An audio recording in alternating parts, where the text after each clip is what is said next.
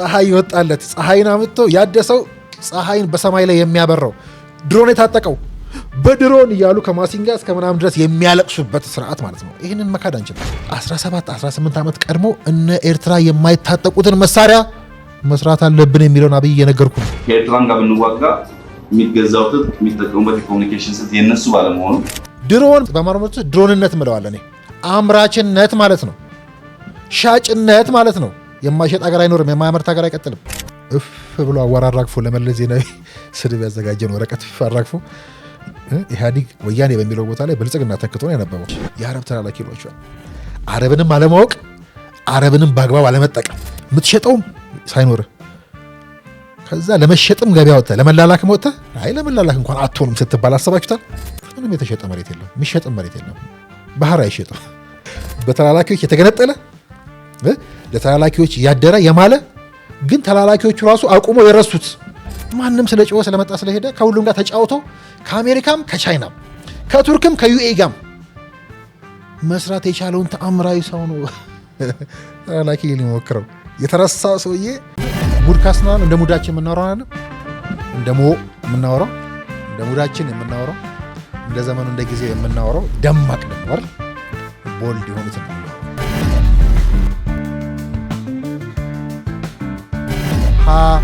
ከድህነቱ የከፋው ድህነት ሀብታችን አለማወቅ የምንለው በተለይ የሚዲያ ጉዳዮቻችን እዚህ ሀገር ያለው ፖለቲካ ሚዲያ ላይ የሚካሄድ ነው። በተለይ ደግሞ አሁን የምንገናኝበት ይሄ ዲጂታል ሚዲያው ላይ ያለ ጦርነት ነው። ጣሊያን የደረሰውና ጣሊያን የረሳው ገብታችኋል? ጣሊያን የደረሰውና ጣሊያን የረሳው ከፈለጋችሁ ደግሞ በኋላ ስናሰፋው ጣሊያን የረሳውና ጣሊያንን ያረሰረሰው ጉዳዩ ከየት ነው? ወደ ጣሊያን ሄዱት ከፈረንሳይ። እሱን ያዙልኝ። መሸጥ የለመደ ብለን ነበር ባለፈው። መሸጥ የለመደ ወይ ደግሞ መሸጥ እና መላላክ የለመደው ስታሊን ቀይ ባህር ነው።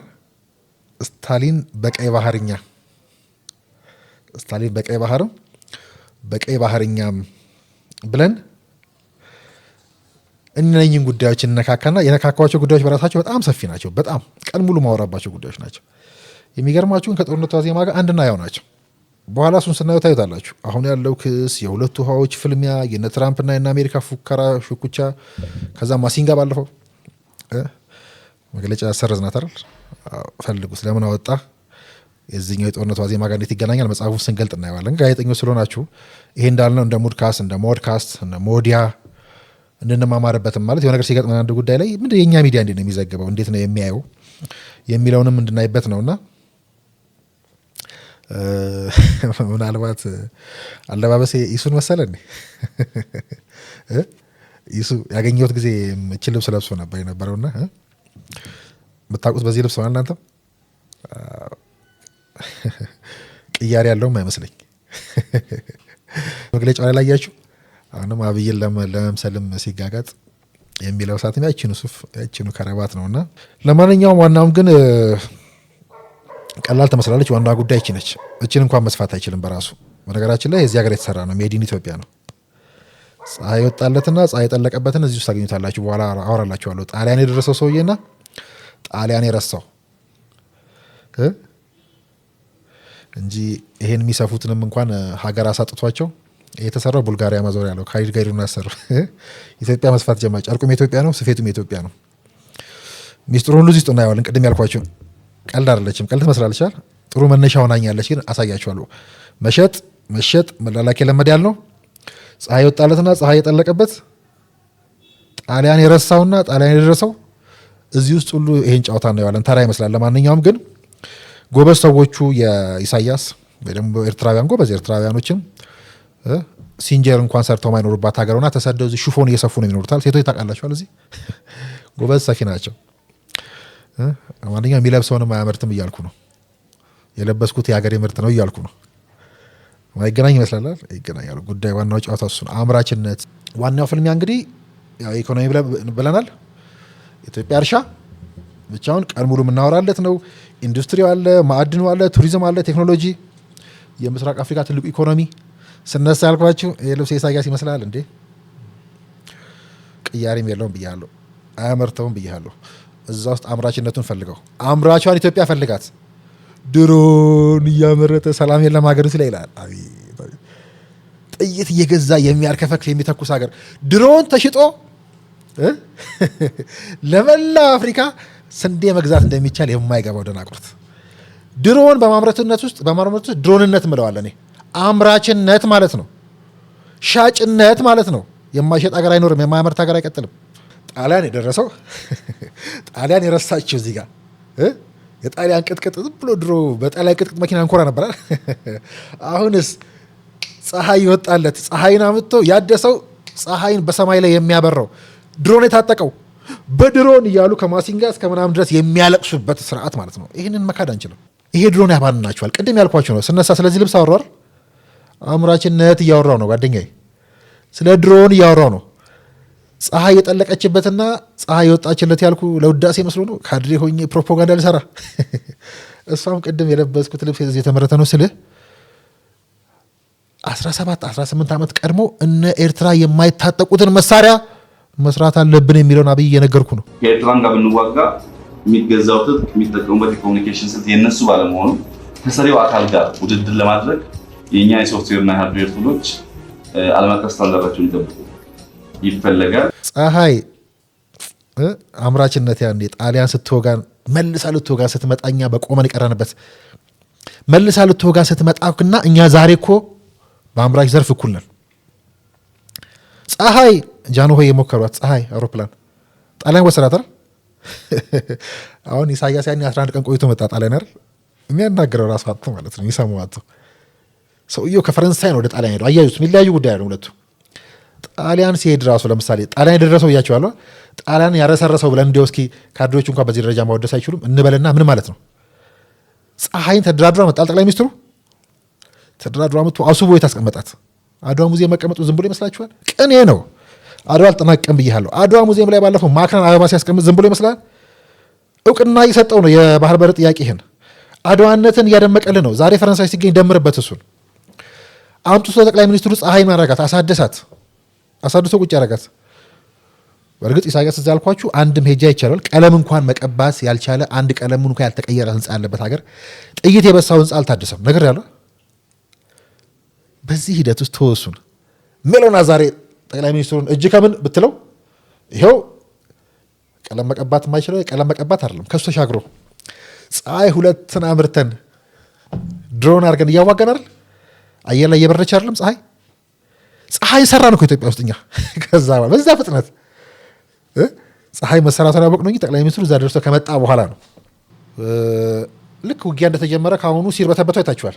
የድሮኑ የአርቲፊሻል ኢንቴሊጀንሱ ለቅሶ ምናምን እናየዋለን። አርቲፊሻሎቹና አርቲፊሻል ኢንቴሊጀንስ ላይ ደረሱት ተላላኪዎቹ የሚልኳቸው ነጃዊቲ ምናምን የሚያለቅሱት ለምን ይመስላል? ሰማይ ላይ የሚሰራው ትርኢት ብልጭልጭ እያየን አይመስለውም? ብልጭልጭ ማርኮት እኮ ስለቀረ እኮ ነው እዛ እንኳን የና አሜሪካ የና እንግሊዝ ብልጭልጭ የጎረቤት ኬንያ ብልጭልጭ ማርኮት ነው እዛ የቀረው። ኢትዮጵያ እንደዛ ማተው መስሏቸው ማለት ነው። አሁን ሁሉም እቺ የኛ ብልጭልጭ እያዩ ነው። ብልጭልጩም ብርቅ ነው እንደ ሀገር ካየ ነው። ብልጭልጩ ትርኢት ያን ትርኢት ማሳየት ትችላለህ ማለት እንዳልኳችሁ ነው። በድሮን ሌባውና በድሮን አምራቹ መካከል ያለው ልዩነት ድሮን ከወደብ ላይ ከምናምን ባህር ላይ ሲያልፍ ይዞ ነጠቀ ብለው በድሮን ሌባ የሚበሻሸቁ የሚያበሽቁ ሀገራቸውን ለድሮን ሌባ የገበሩ። ይሄስ ፀሐይን ሰማይ ላይ ያወጣ ጠፈር ሲል አንተ ጠረፍ ይታያል። የጠረፍ ላይ ውንብርና ማለት ነው።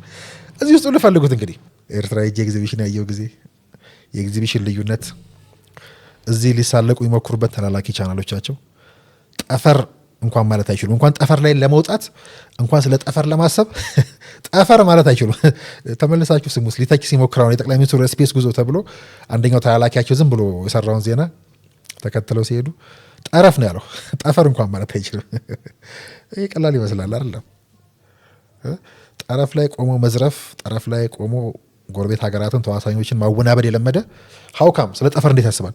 ስለ ጠፈር ስታወራ ይደነግጣሉ። ጣሊያን የደረሰው ሰውዬ ጣሊያን የደረሰውን ሰውዬ ሲያይ ላይደነግጥ አይችልም። ስለዚህ የትናንት መግለጫ እያልኩ አላወራልህም ማለት ነው። እፍ ብሎ አወራራግፎ ለመለስ ዜናዊ ስድብ ያዘጋጀን ወረቀት አራግፎ ኢህአዲግ ወያኔ በሚለው ቦታ ላይ ብልጽግና ተክቶ ነው ያነበበው። ሚዲያ ላይ የሚካሄድ ነው። በተለይ ደግሞ አሁን የምንገናኝበት ይሄ ዲጂታል ሚዲያው ላይ ያለ ጦርነት ነው። ሁሉ ነገር አይሸጥም። በእርግጥ ደግሞ መሸጥም ደግሞ ያስፈልጋል። መሸጥ ነው እንዲያውም አደገኛው ትላለች። ምክንያቱም አይደል ሀገር የምትሸጠው ከሌላት የለችም ማለት ነው አይደል? ሀገራት ካላመረተች የለችም ማለት ነው። ሀገር ገዥ ሆና መቀጠል አትችልም ማለት ነው። እነኛ ሰዎችስ አሁን ጣሊያን ጉዳይ ግን ቀላል እንዳይመስላችሁ የእንግሊዝ የምና የጣሊያን ልፊያ የጎዳን ልክ ፋብሪካዎችን ነቃቅለው እኮ ነው የሄዱት። ታውቃላችኋል? ነቅለው አስነቅለው የባለሀብቶቻችንን ንብረት ዘርፈው ፋብሪካ የነቀሉትና ያስነቀሉት እና ኢሳያስ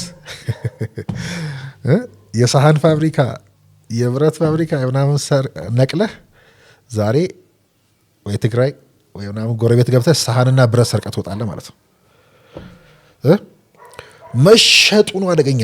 እዚህ አካባቢ የምትሸጠው ነገርማ ይኖር ይገባል። ሀገር ግን አይሸጥም። ሉዓላዊነት አይሸጥም። እዚህ ውስጥ ሁሉ ምና ያስደነግጣል። እነሱ ስለ ሻጭነት ሊያወሩ አይችሉም፣ በፍጹም አይችሉም። ሞራል የላቸው። ሐኪሞች የደሞዝ ጭማሪ ጠየቁ ሲባል ቤተ መንግስቱ ይሸጥ፣ አስተማሪዎች ኑሮ ተወደደባቸው ሲባል አድዋ ሙዚየም ይሸጥ፣ ሾፌሮች ቤንዚን ተወደዳሉ፣ ሾፌሮች ቤንዚን ተወደደባቸው፣ ስቴዲየሙ ይሸጣ፣ ገበሬዎች ማዳበሪያ ተወደደብን እያሉ ነው፣ ህዳሴ ግድብን ፖሽሩት፣ ሴቶች የበርበሬ ዋጋ አበደ እያሉ ነው፣ የተተከለው 400 ቢሊዮን ችግኝ ይፖሸር፣ ተማሪዎች የታክሲ ዋጋ አማረን እያሉ ነው ሲባል እንጦጦ ፓርክ ይሸጣ፣ ህጻናት የወተት የዋጋ ንረት አሰቃየን እያሉ ነው ሲባል ዲጂታል ኢትዮጵያ ይሸጣ፣ ፖሊሶች ወንጀለኛ በዛ ሲሉ እያማረሩ ነው ሲባልም የድሮን ፋብሪካውን ሽጡታ፣ ነጋዴዎች ግብር ተቆልለብን አሉ፣ ኮሪደር ልማቱ ይሸጥ፣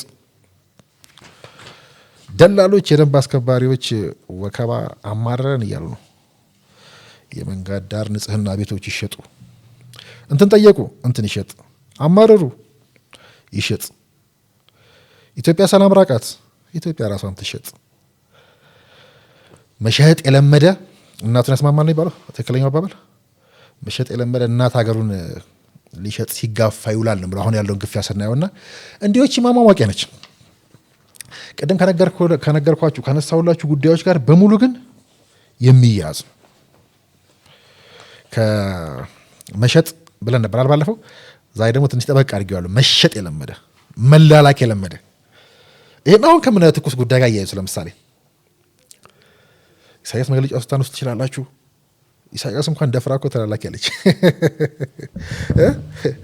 80 ዓመቱ አዛውንት የድሮ መግለጫውን ከነ መለስ ጋር ሲበሻሹቅ የነበረውን እፍ ብሎ አራገፈና ኢህአዴግ የሚለው ቦታ ላይ ብልጽግና እያላነበባሉና እኛ የባንን ጠበቃ ሆነን ሳይሆን እንዳልኳችሁ የሉዓላዊነት ጉዳይ አለ፣ የእውነት ጉዳይ አለ። ኢትዮጵያ ውስጥ የሚነሱ ጉዳዮች ባለፈው እንዳልኳችሁ በሙሉ እነሱ የሚያመጧቸው ናቸው። የእነሱ ተላላኪዎች ምን እያሉ ነው? አሁን ከነ ማንነት የገዙት እስትንፋሱ በእነሱ እጅ የነበረው ሰው ነው እንግዲህ ተላላኪ ሲል የምትሰሙት ማለት ነው ኢሳያስ። እሱ ብቻ አይደለም እኮ የሚገርመው ግን ይሁን እነሱ እንኳን ረስተውታል። አይገርምም? መካከለኛው ምስራቅ እንኳን አንዱ የሚያናዳቸው ነው ኢሳያስን ምንድን ነው ጣሊያን የረሳው በኋላ ትመጡበታላችሁ፣ መርምሩት ከፈለጋችሁ።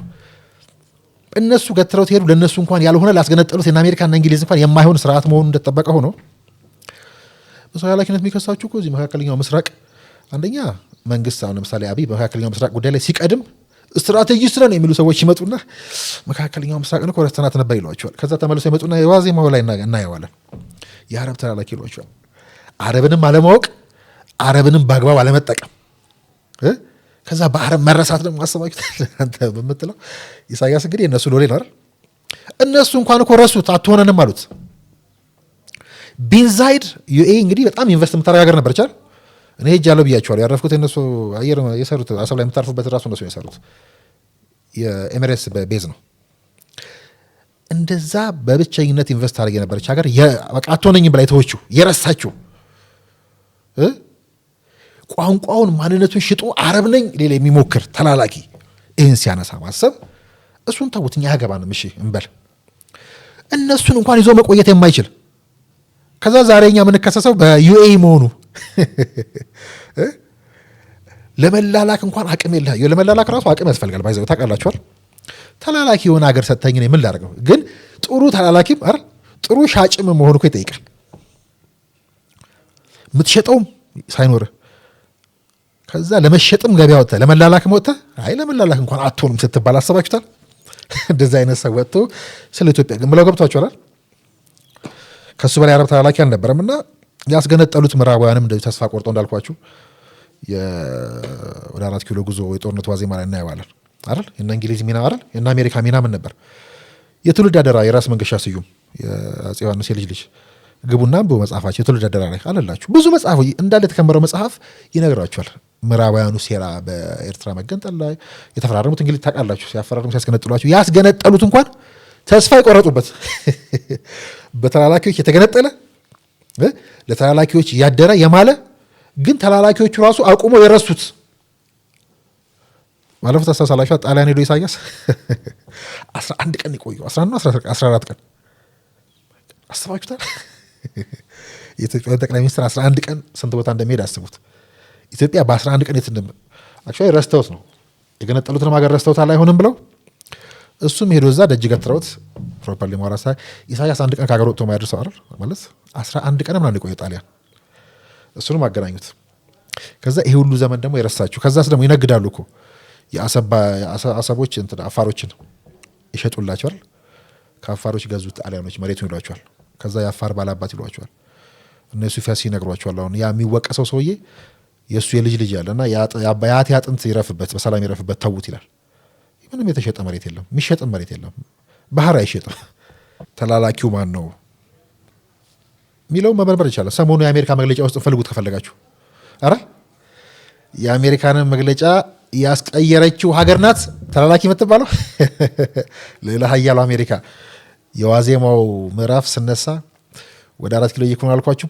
ትራምፕ ሲፎክር አብይ ስቃል ያልኩት ማለት ነው። ማሲንጋሮ ወጥቶ አረማት አይደል?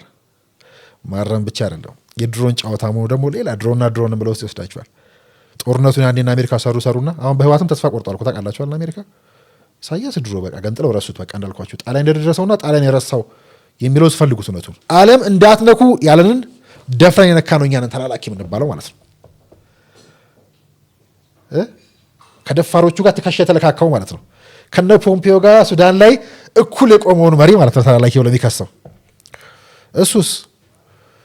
እነኚህ በሙሉ ለዚህ ለጃጀ ሰውዬ 80 ዓመት አዛውንት ብቻውን የአንዲት አዛውንት ሀገር ሆና የቀረች ሀገር መሪ ተላላኪ። እሱ የማን ተላላኪ ነው እንዳልኳቸው ማንነቱን እንኳን ቀይሮ አረብ ነኝ የሚል አረብን እንኳን በአግባቡ የማይጠቀም አረቦች እንኳን አትሆንም ብለው የተዉት ማለት ነው።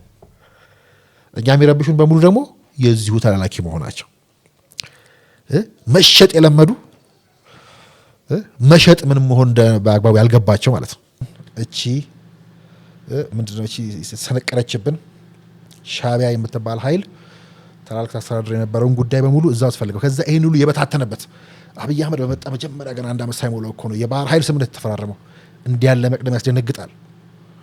ጉዳዩ የባህር ምናምን ብቻ እንዳይመስላችሁ የማደጋችን መሆኑን የምታውቀው ኢሳያስ ስቋል ያነር ተላላኪው እኮ አንተ ነህ ማለት ተላከ የምትለው ምዕራባውያን ስለተቆጡ ስለጨፈሩ ላኪዎች ስለሳቁ ስላኮረፉ ለምን አላማን ትቀይራለህ? እንደም ጽፍ ያልኩት ያኔ ምን ነበረ ኢሳያስና አብይ ሲስቁ እና አሜሪካ ያለቅሳሉ። አሁን ተቀይሯል ያቋም እኮ ማንም ስለ ጮኸ ስለመጣ ስለሄደ ከሁሉም ጋር ተጫውቶ ከአሜሪካም ከቻይናም ከቱርክም ከዩኤኢ ጋም መስራት የቻለውን ተአምራዊ ሰው ነው ተላላኪ ሊሞክረው የተረሳው ሰውዬ። ላኪዎቹ ለተላላኪነት አትመጥንም ብለው የረሱት ሰውዬ የሱን ጓደኞች ነጥቆ የሚያጫውት ጠላት ወዳጅ ሳይሆን ነው ቋሚ ወዳጅ ቋሚ ጠላት የሚባል ነገር የለም። ቋሚ ጥቅም ነው ብሎ ጥቅሞቹን ከቱርክም ከዩኤኢ ጋር ከአሜሪካም ከቻይናም ጋር ከፈረንሳይም ከጣሊያንም ጋር የሚያንጠባጥብ ሰው ነው እንግዲህ የሚፈርጅልህ። ስለዚህ የፈረንሳይ ጉብኝት ከዛ ወደ ጣሊያን ያደረጉት ጉዞ አደገኛ ቅኔ ነው። ሙድ ካስናል እንደ ሙዳችን የምናወራው አይደል? እንደ የምናወራው እንደ ሙዳችን የምናወራው እንደ ዘመኑ እንደ ጊዜ የምናወራው ደማቅ ነው አይደል? ቦልድ የሆኑት ነው።